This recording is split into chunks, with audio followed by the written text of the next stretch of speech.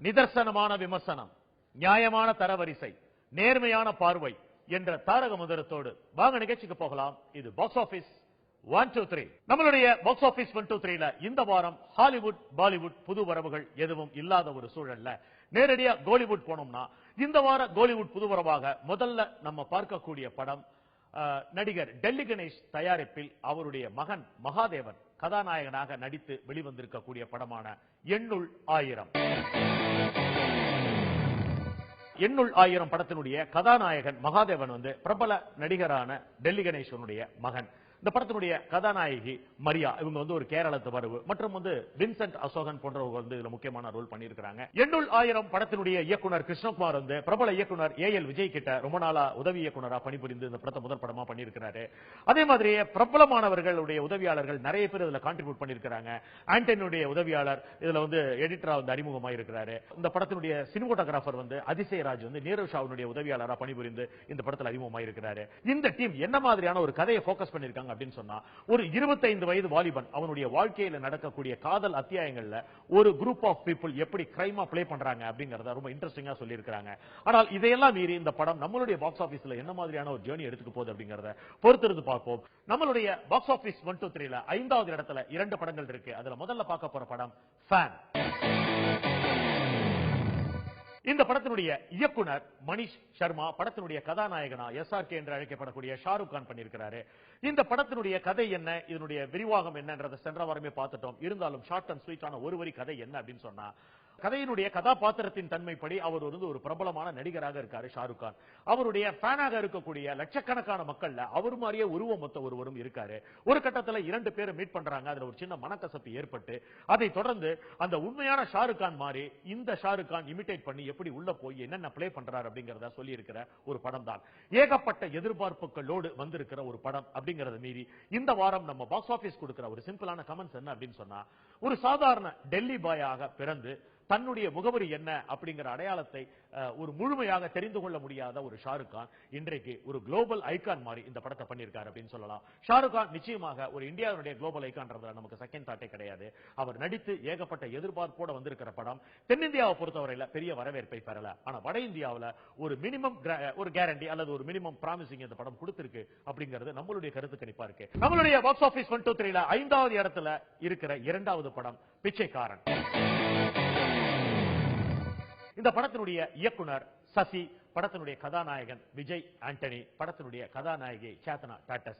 இதையெல்லாம் மீறி வெடிகுண்டு முருகேசன் படத்தை இயக்கிய, கருப்பசாமி குத்தகைக்காரர் படத்தை இயக்கிய மூர்த்தி இதுல ஒரு த்ரூஅவுட் தி ஃபிலிம் ஒரு லீட் ரோல் பண்ணியிருக்கிறாரு. இந்த படம் தேவையான அளவுக்கு நம்மளுடைய பாக்ஸ் ஆபீஸ்ல ஏகப்பட்ட ரிவ்யூ வாங்கிடுச்சு. அதையெல்லாம் மீறி இந்த வாரம் சொல்றது என்ன அப்படின்னா, இந்த வருடத்தில் அதாவது 2016ல பாக்ஸ் ஆபீஸ் 123க்குள்ள அதிகமான வாரங்கள் ஒரு பயணித்திருக்கிற படம் அப்படிங்கிற ஒரு சிறப்பு தன்மை இந்த படத்துக்கு இருக்கு. அதையெல்லாம் தவிர்த்து ஒரு வரி கதை வழக்கம் போல ஒரு தாய் மகனுக்கான சென்டிமெண்ட் கதைனா கூட, மகன் தாய்க்காக இதுல என்ன பண்ணிருக்காரு அப்படிங்கறத சொன்னதை பாக்குறப்போ ஆடியன்ஸுக்கு தானே அந்த கதாபாத்திரமாக மாறின ஒரு உணர்வு கொடுத்தது இந்த படத்தினுடைய ஒரு மாபெரும் வெற்றிக்கு காரணம் அப்படின்னு சொல்லலாம். நம்மளுடைய பாக்ஸ் ஆபீஸ் 123ல 4வது இடத்துல இருக்கிற படம் வம்சி பி இயக்கத்தில் நாகார்ஜுனா மற்றும் கார்த்திக் கதாநாயகனாக நடித்து வெளிவந்திருக்கக்கூடிய தோழா. இந்த படத்தினுடைய ரிவ்யூ என்னங்கறத நம்ம தேவையான அளவுக்கு ஏற்கனவே பாக்ஸ் ஆபீஸ்ல பார்த்துட்டோம்.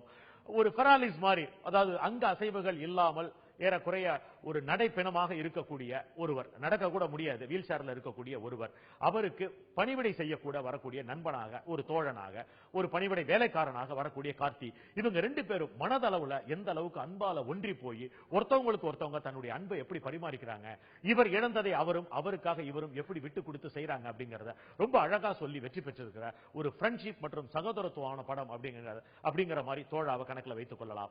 நம்மளுடைய பாக்ஸ் ஆபீஸ் 123ல இந்த வாரம் தோழா பிடித்திருக்கும் இடம் 4. நம்மளுடைய பாக்ஸ் ஆபீஸ் 123ல 3வது இடத்துல 2 படங்கள் இருக்கு. அதுல முதல்ல பார்க்க போற படம் தி ஜங்கிள் புக். இந்த படம் ஏறக்குறைய ஒரு நூற்றாண்டுக்கு முன்னாடி அப்படின்னு சொல்லலாம் அதாவது 19ஆம் நூற்றாண்டு இறுதியில் 1894 கதையாக எழுதப்பட்டு அதை தொடர்ந்து 1940 50 இது கார்ட்டூனாக காமிக்ஸாக வந்து 1990 இது ஒரு திரைப்படமாகவும் வந்து வெற்றி பெற்ற படத்தை மறுபடியும் எடுத்திருக்கிறாங்க.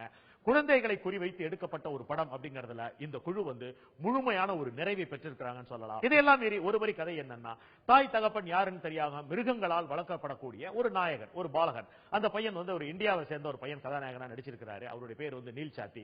அந்த பையன் அங்க நாயகனா வளர்ந்தால் கூட அவனை எனிமிட்டியா நினைக்கிற ஒரு டைகர். இந்த டைகரை மீறி இவன் எப்படி அந்த காட்டுக்குள்ள ஒரு குட்டி இளவரசனா மாறலாம் அப்படிங்கறத ரொம்ப ஸ்டன்னிங்காக கிராபிக்ஸ் யுத்திகளோட சொல்லி இருக்கிற ஒரு படம் தான் தி ஜங்கிள் புக். நம்மளுடைய பாக்ஸ் ஆபீஸ் 123ல கோலிவுட் புதுவரவாக வந்து நேரடியா 3வது இடத்தை பிடித்திருக்கிற 2 படங்களில் முதல் படமான வெற்றிவேல். இந்த படத்தினுடைய இயக்குனர் வசந்தமணி, கதாநாயகனா சசிகுமார் பண்ணியிருக்கிறாரு மற்றும் ஒரு முக்கியமான லீட் ரோல்ல இளைய திலகம் பிரபு பண்ணியிருக்கிறாங்க. இந்த படத்தினுடைய கதை என்ன அப்படிங்கறத பார்த்துடலாம். ஒரு அப்பாவுக்கு 2 தாரங்கள் இருக்கு. அதுல முதல் தாரத்துக்கு பிறந்தவர் பிரபு, இன்னொரு தாரத்துக்கு பிறந்தவங்க அவங்களுடைய சகோதரியான சரிதாவுடைய சகோதரி. ஒரு காலகட்டத்தில் அவர் பிரசிடென்டாவே இருக்கிறாரு அந்த ஊர்ல. ரொம்ப நாளா அவர் சொன்னா சுத்துப்பட்டியில் இருக்க எல்லாரும் கேட்கக்கூடிய ஒரு சூழல் இருக்கு. அப்படி இருக்கிறப்போ அவருடைய உடன் பிறந்த அதாவது சகோதரியான அந்த சரிதாவுடைய சகோதரி தன்னுடைய கணவன் இந்த முறை வந்து பிரசிடென்ட் ஆகணும்னு நினைக்கிறாங்க. அப்படி நினைக்கிறப்போ ஊர் மக்கள் சேர்ந்து முதல்ல பிரபு வாக்கு கொடுத்தா கூட ஊர் மக்களுக்காக அந்த வாக்கை வந்து நிறைவேற்ற முடியாமல் அவரே பிரசிடென்டா மாறுறதுனால எனிமிட்டி ஆயிடுறாங்க. 2 பேருக்குள்ள ஒரு மிகப்பெரிய மோட்டிவ் அப்படிங்கிற மாதிரி இந்த கதை ஓபன் ஆகுது. இது ஒரு புறம் இருக்க, கதாநாயகனான சசிகுமார் ஒரு வெட்டி ஆபீசரா இருக்காரு. ஆனால் அவருடைய சகோதரன் வந்து ஒரு கல்லூரியில ஏறக்குறைய 3வது ஆண்டை முடிக்கக்கூடிய தருவாயில இருக்கிறாரு. அவருக்கும் பிரபுவுடைய மகளுக்கும் காதல் ஏற்படுது. சசிகுமாருக்கு இன் பிட்வீன்ல ஒரு மலையாள பெண்ணோட காதல் ஏற்படுது. அவங்களுக்காக உரக்கடை வைக்கிறாரு. இந்த காதலை 2 பேரும் சொல்லாமே வளர்த்துக்கிட்டே இருக்காங்க. ஒரு காலகட்டத்தில் காதலை சொல்லலாம் நினைக்கிறப்ப எதிர்பார முடியாத சூழ்நிலையில கதாநாயகியான சசிகுமாருடைய பேர் வந்து கேரளாவுக்கு கிளம்பி போயிடுறாங்க. 10 நாள்ல வந்துடுறேன்னு சொல்லி. இப்படிப்பட்ட சூழல்ல தம்பி விரும்பக்கூடிய அந்த பெண்ணுக்கு திருமண நிச்சயதார்த்தம் நடக்க போகுதுன்னு தெரிஞ்சு சசிகுமார் போய் அந்த பெண்ணை தூக்குறதுக்கு முயற்சி பண்றாரு. அந்த பெண்ணை தூக்குறாங்க. தூக்கிட்டு போய் தாலி கட்டலாம் நினைக்கிறப்ப பெண் மாறிடுறாங்க. இப்படிப்பட்ட இக்கட்டான சூழ்நிலையில இந்த பிரச்சனைகளை எப்படி இவங்க கையாள போறாங்க அப்படிங்கறத ஒரு இன்ட்ரெஸ்டிங்கான வில்லேஜ் பேக்ட்ராப்ல சொல்லி இருக்காங்க. குறிப்பா செகண்ட் ஹாஃப் பொறுத்தவரையில கல்யாணமான பிறகு அந்த பெண் தன்னுடைய கணவன் பேர் கூட என்னன்னு தெரியாத அளவுக்கு இருக்கக்கூடிய ஒரு சூழலை எடுத்து சொல்றப்போ நம்ம கண்ணு கலங்குது. ஆனால் என்ன சூழ்நிலையில தன்னுடைய மகன் இந்த பெண்ணை கல்யாணம் பண்ணியிருக்கான்னு தெரிஞ்சோன்ன அப்பாவான இளவரசும் அம்மாவான ரேணுவாகும் அந்த பெண்ணை தன்னுடைய மருமகளை ஏத்துக்கிறதும் நம் கண்கள்ல தண்ணீரை வரவழைச்சிருக்கு. இளைய திலகம் பிரபுவை பொறுத்தவரையில பசும்பொன் படத்திற்கு பிறகு எக்ஸாகரேட் பண்ணாத ஒரு அருமையான நடிப்பை த்ரூஅவுட் தி ஃபிலிம் வந்து கொடுத்திருக்கிறாரு. படத்தினுடைய இறுதி கட்ட காட்சியில வில்லியாக மாறுற சரிதாவுடைய தங்கச்சி ஒரு விஸ்வரூபமான வில்லியா அந்த படத்துல பண்ணியிருக்காங்க. ஏறக்குறைய சமீபத்துல தமிழ் சினிமாவில் இவ்வளவு டேரிங்கான ஒரு உமன் வில்லனை வந்து நம்ம பார்த்ததே இல்லை அப்படிங்கறத தைரியமாகவே சொல்லலாம். இதையெல்லாம் மீறி இந்த படத்துல இருக்கிற ஒரு மாபெரும் மைனஸ் என்ன அப்படின்னு சொன்னா, இந்த படம் ஏறக்குறைய மாதவன் சதா கதாநாயகனாக நடித்து KS ரவிக்குமார் இயக்கத்துல வெளிவந்த எதிரி படத்தை அப்படியே ஞாபகப்படுத்துற மாதிரி இருக்கு இன்டர்வல் போர்ஷன் வரைக்கும். அதை தொடர்ந்து வர்றது எல்லாமே தேவர் மகன்ல கௌதமி ரேவதி இவங்களுடைய போர்ஷன், கமல்ஹாசன் போர்ஷன் எப்படி இருக்குமோ அதை மையப்படுத்தி வந்திருக்கிறது. நிறைய ரிசம்பிளன்ஸ் கொடுத்திருக்கு. இதையெல்லாம் தவிர்த்து பார்க்கிறப்போ படத்தினுடைய மியூசிக் கம்போசரான இமான் வந்து சாங்கை விட பேக்ரவுண்ட் வந்து வெஸ்டர்ன் ஃபோர்க்கோட ஒரு பின்னிருக்காருன்னு சொல்லலாம். ஒரு முதல் பட இயக்குனரா ஒரு ஷார்ட் டியூரேஷன்ல காம்பாக்ட் பட்ஜெட்ல வசந்தமணி இந்த படத்தை வந்து ஒரு ப்ராமிசிங்கோட இயக்கி இருக்கிறாரு.